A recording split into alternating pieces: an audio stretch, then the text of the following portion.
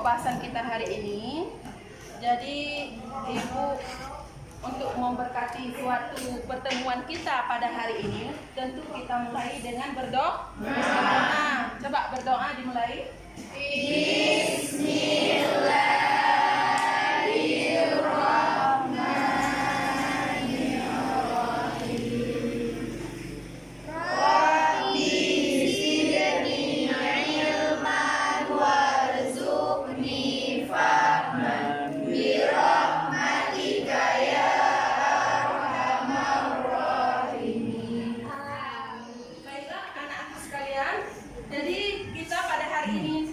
Akan belajar mengenai pokok bahasan fluida dinamis, ya, fluida dinamis. Tapi sebelumnya coba perhatikan, mungkin ada sampah-sampah yang masih berserakan. Coba dikutip dan dibuang pada tempatnya, ya. Kita pelajari fluida dinamis ini tentu banyak dalam kehidupan kita yang berkaitan dengan Quran, ya. Ayat-ayat Al-Quran, karena setiap materi atau ilmu yang akan kita pelajari semuanya ada dalam Al-Quran, ya kan? Sumbernya adalah Al-Quran, cuma tinggal kita mempelajari dan mengkajinya. Nah, salah satu tentang fluida dinamis dalam Quran surat Al-A'raf ayat 57 yang artinya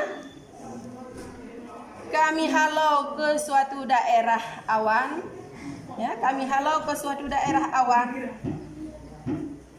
yang tandus, lalu kami turunkan hujan di daerah itu. Kemudian kami tumbuhkan dengan hujan itu macam tumbuh-tumbuhan. Seperti itulah kami membangkitkan orang yang telah mati. Mudah-mudahan kamu mengambil pelajaran.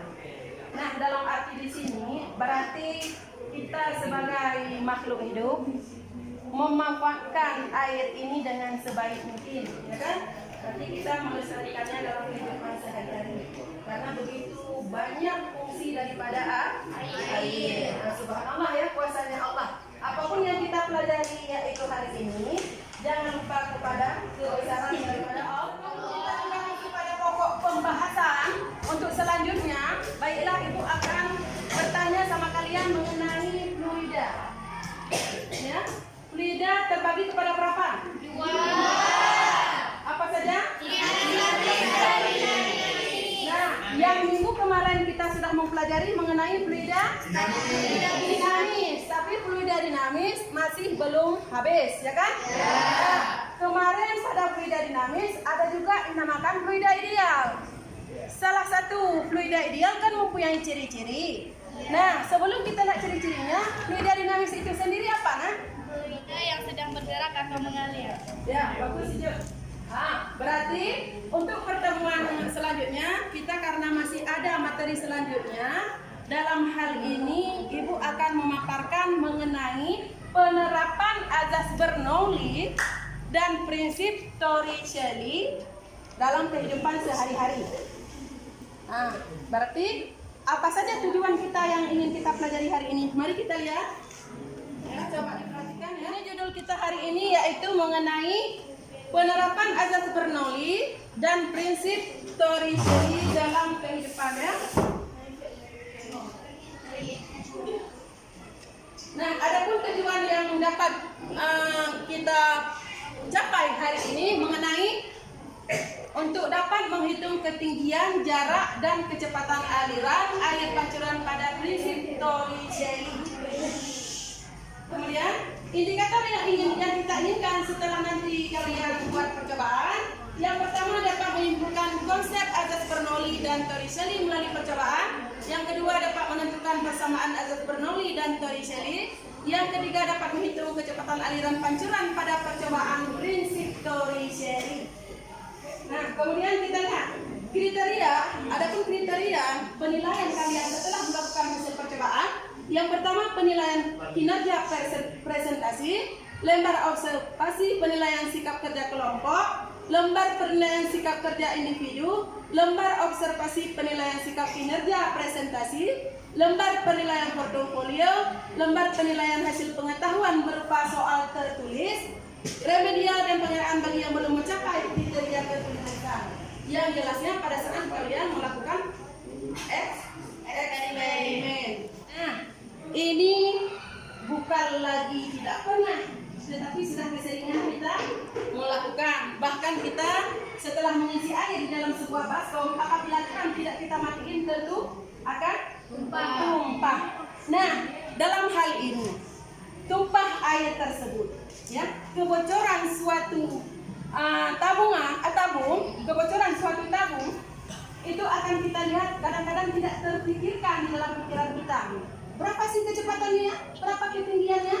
Karena kita membiarkan aja, karena kita tanpa pengetahuan kadang, jadi nggak terpikirkan. Oh, rupanya ini adalah penerapan asas Bernoulli pada prinsip Torricelli. Nah, untuk lebih memahami, nanti kita akan melihat pada saat melakukan praktikum kita dengan menggunakan botol aqua. Apa itu asas Bernoulli?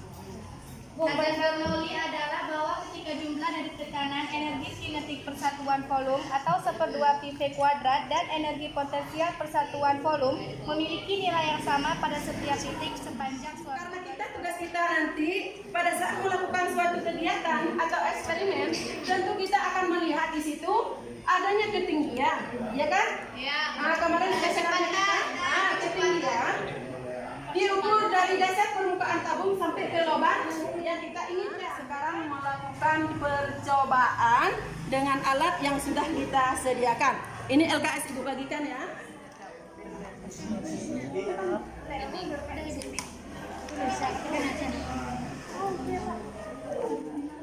Anak-anakku sekalian, jadi kalau kalian sudah memahami, boleh kalian keluar, artinya kita tidak melakukan percobaan di dalam, di luar saja, biar air langsung tumpah ke tanah. Ya. Nah, mari kita bergerak keluar untuk sama-sama melakukan percobaan. Lakukan dengan kritis, jujur, dan teliti, nak ya. Nah, itu syaratnya.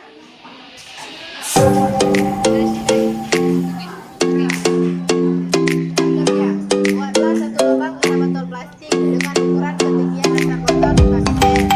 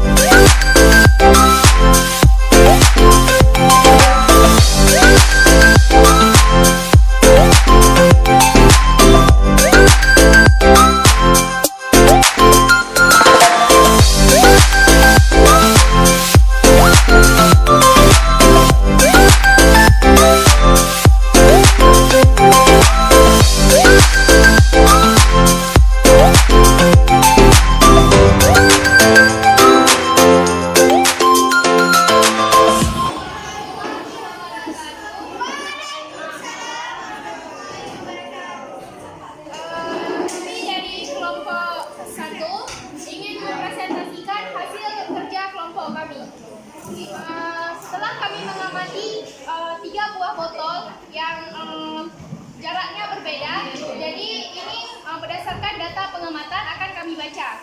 Yang pertama, untuk botol terbuka, tinggi botol dari dasar tabung 5 cm dengan waktu jatuhnya air sampai menyentuh tanah 1,9 sekon atau detik dan jarak pancaran airnya yaitu 15 cm. Sedangkan untuk tinggi botol dari dasar tabung 10 cm dengan waktu jatuhnya 1 sekon dan jarak pancarannya 30 cm.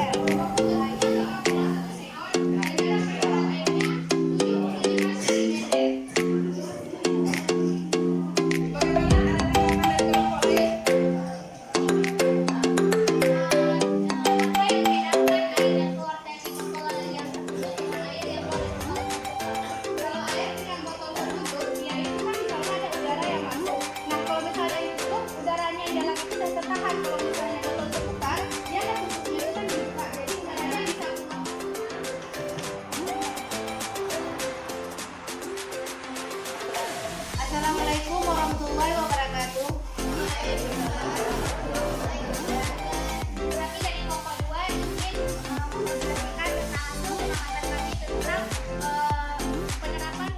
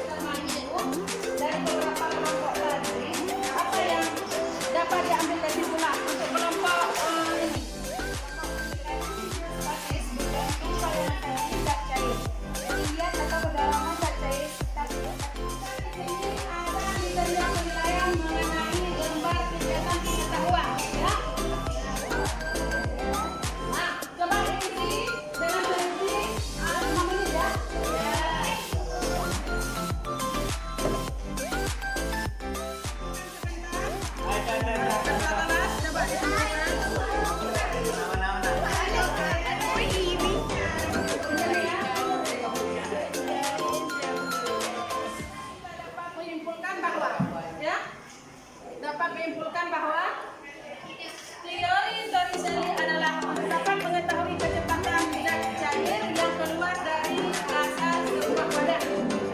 Nah, yang kedua persamaannya P sama dengan akar kuadrat A. Botol aqua terbuka, tekanannya lebih besar, kecepatannya besar, dan waktunya lebih kecil. Nah, perhatikan, botol aqua terbuka, tekanannya lebih besar, kecepatannya besar, dan waktunya kemudian percobaan kita pada hari ini bisa dijadikan manfaat dalam kehidupan kita sehari-hari dan bisa menerapkannya dalam menyimpan.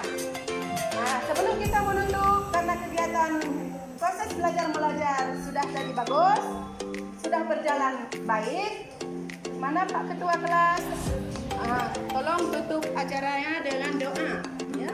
Untuk menutupi acara pada hari ini kita berdoa dengan membaca Al-Fatihah